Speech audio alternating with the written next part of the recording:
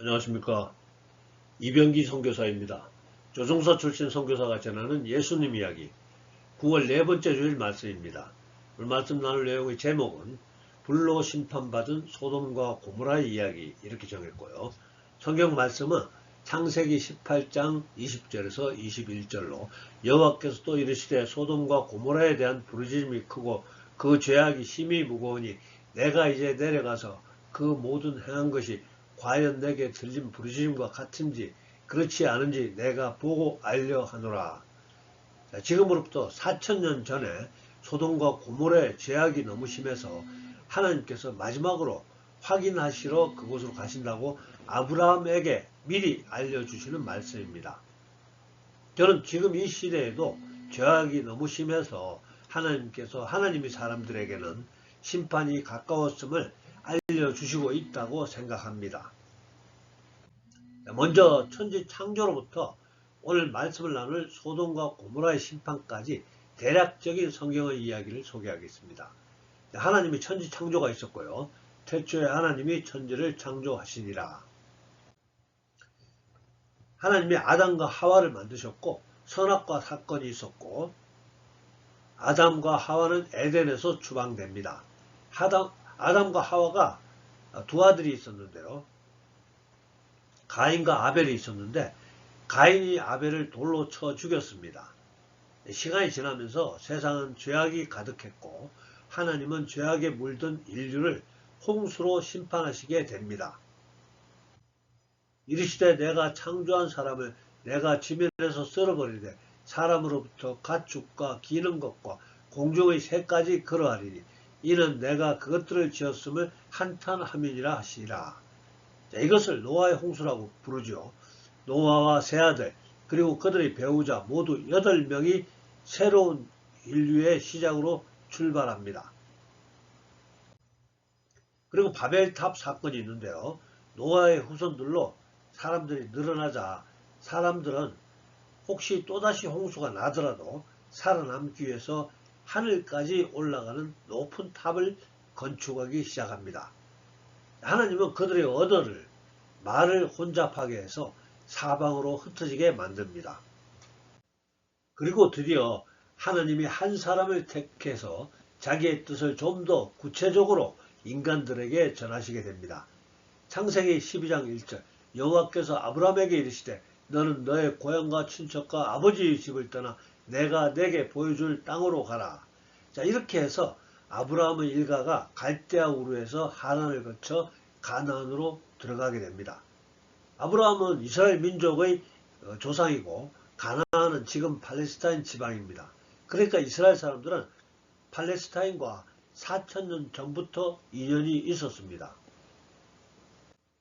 이때 즉 아브라함이 자기 고향을 떠나 팔레스타인으로 갈 때 아버지를 일찍 여인 조카 롯을 친자식처럼 데리고 있었습니다.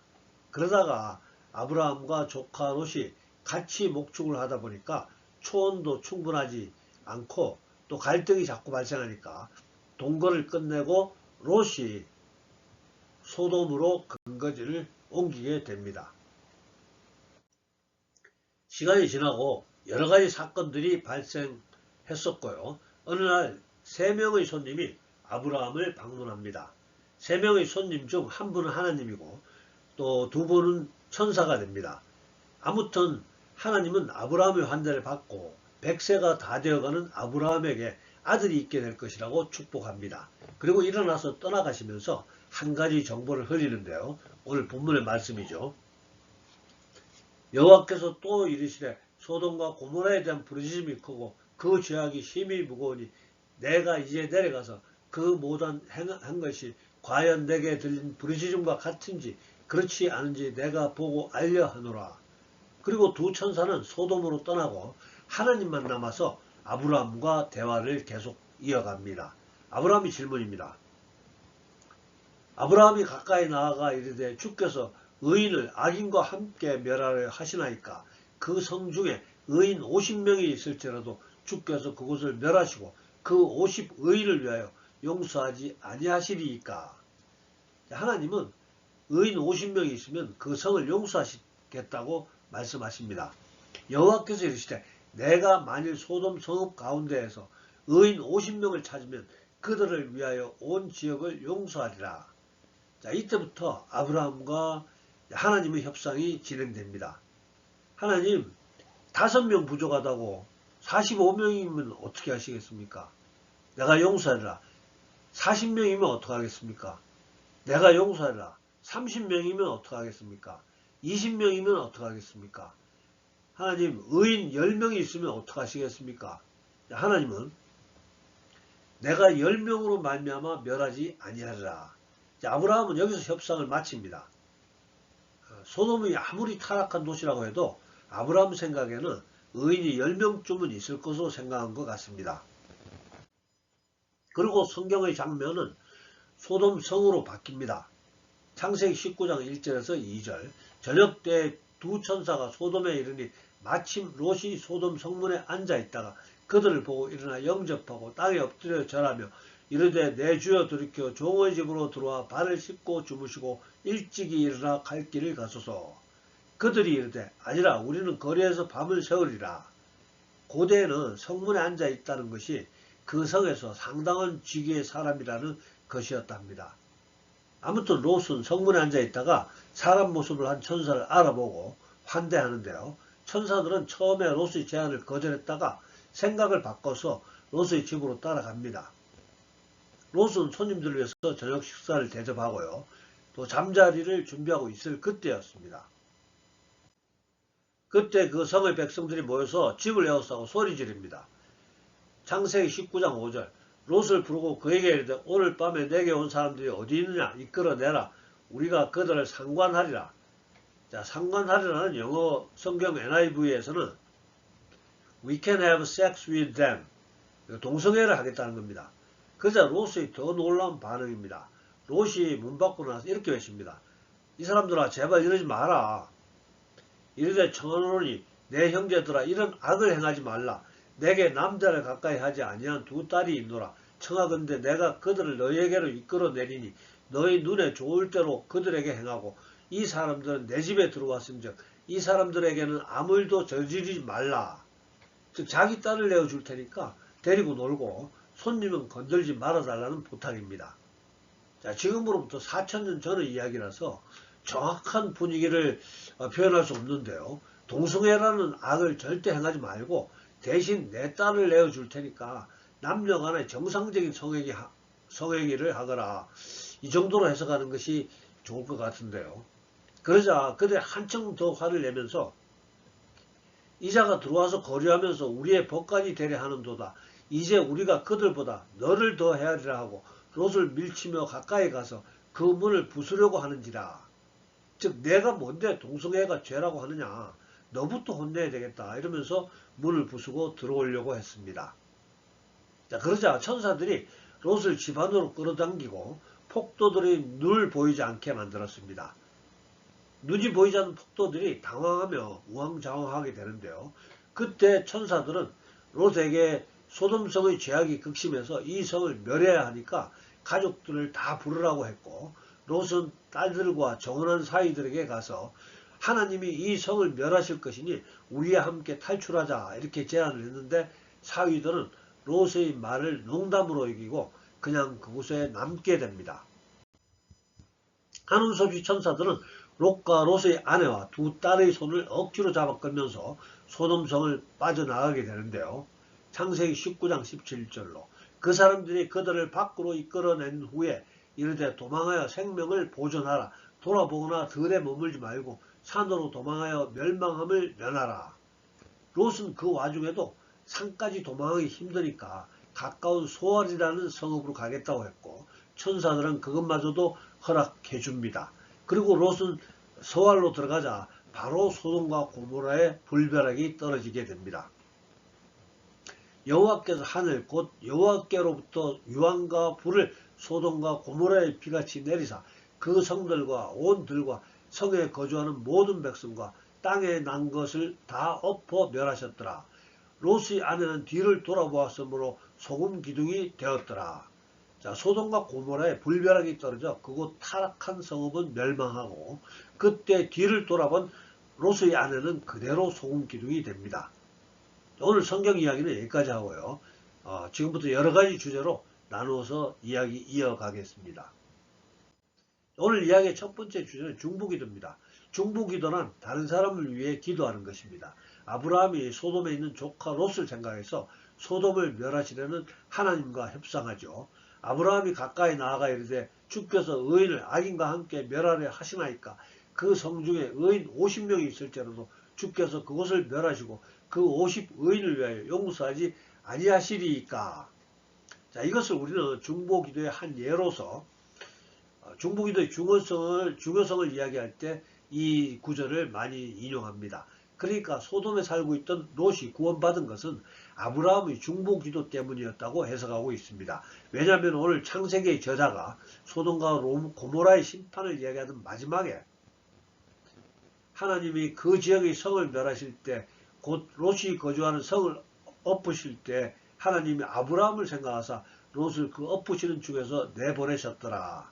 즉 하나님은 아브라함 때문에 롯을 구원하셨다는 겁니다. 그러니까 중보기도가 얼마나 중요하겠습니까?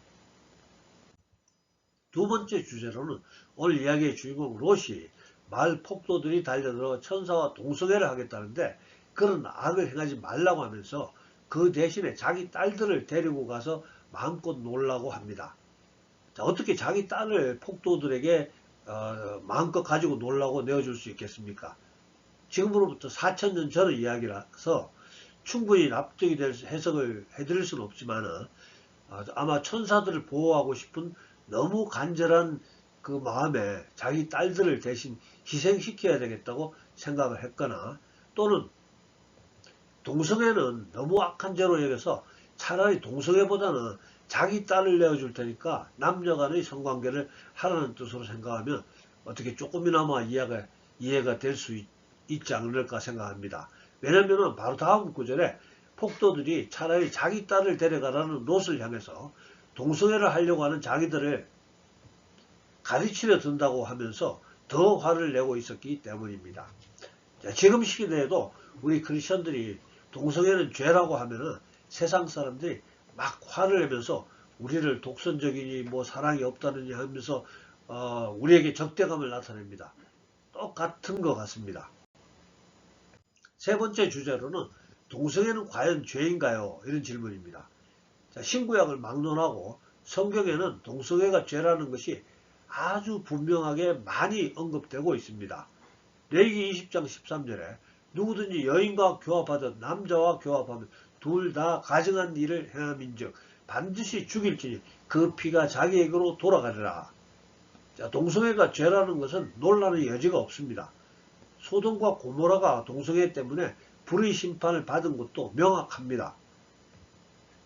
유다서 1장 7절 소돔과 고모라와 그 이웃 도시들도 그들과 같은 행동으로 음란하며 다른 육체를 따라가다가 영원한 불의 형벌을 받음으로 고울이 되었느니라.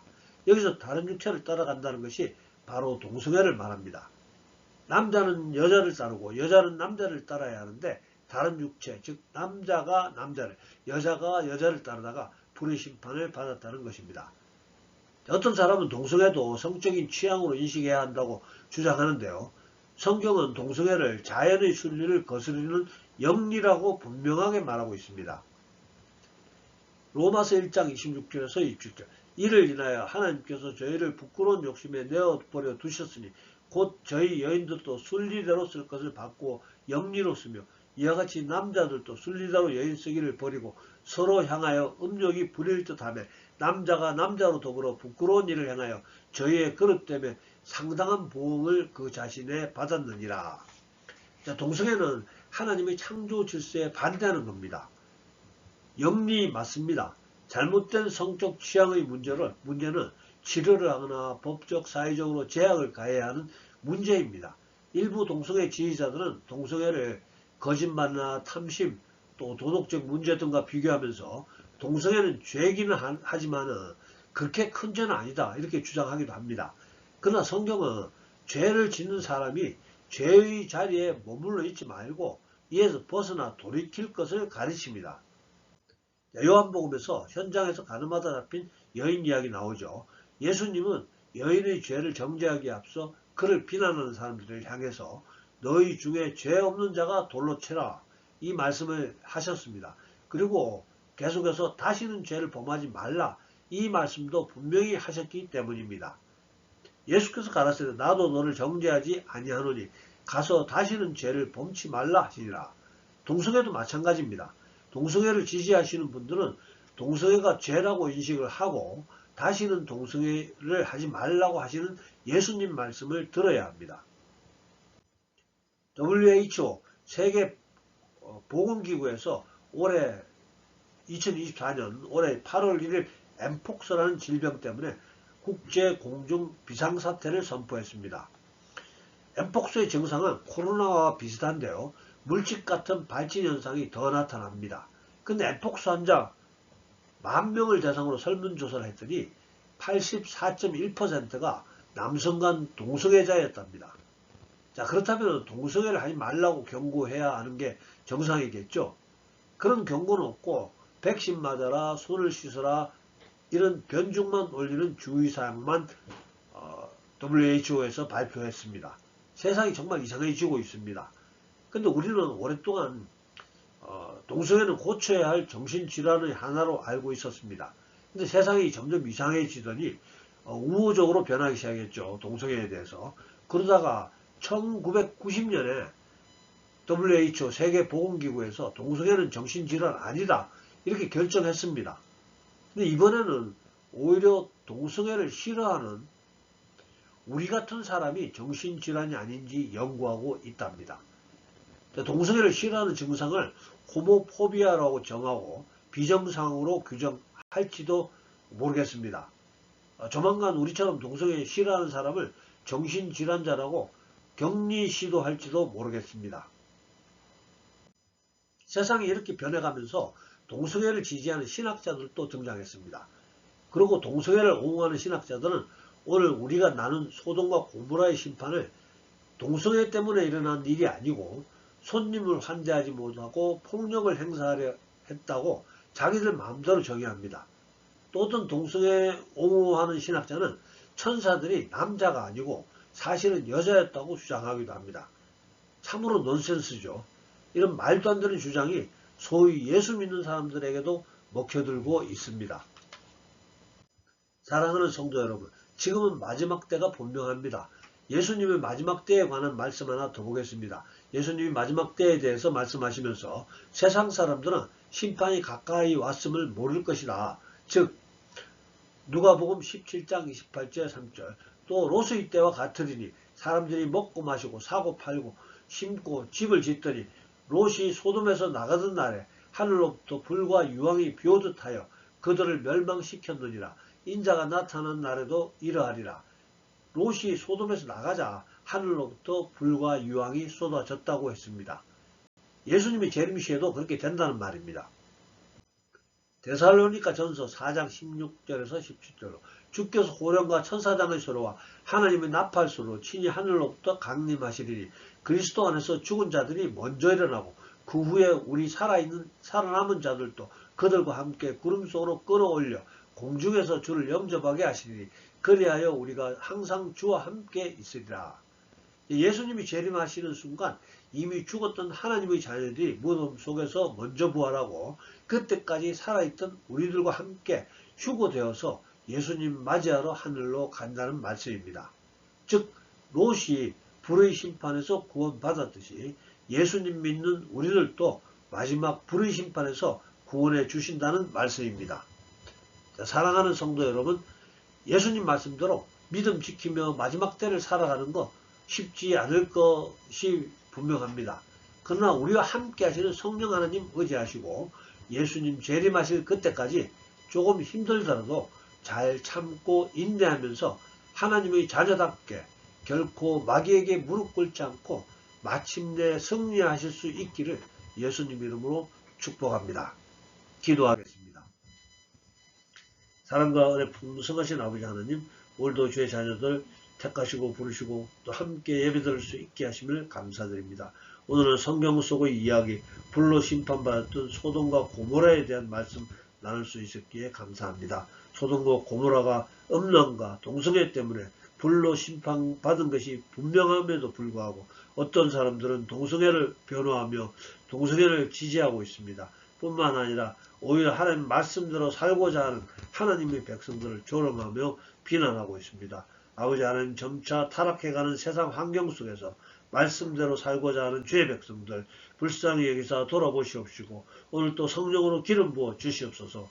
끝까지 믿음 지키며 당당하게 하나님 말씀 주장하며 또 나타낼 수 있도록 지혜 주시옵시고 또 강하고 담대한 마음 주시옵시고 건강과 명예와 재물도 허락하여 주시옵소서. 악한 자들에게 결코 멸시당하지 않도록 주님 축복하여 주시옵소서. 지금은 우리 구주 예수님의 은혜와 아버지 하나님의 극진하신 사랑과 성령님의 감동, 감화, 교통하심이 오늘 예배에 참석한 우리 모두에게 또 우리들의 가정과 일터와 성민인 교회 위에 지금부터 영원토록 함께해 주셨기를 간절히 축원하옵나이다. 아멘. 예, 감사합니다. 할렐루야. 다음 주에 뵙겠습니다.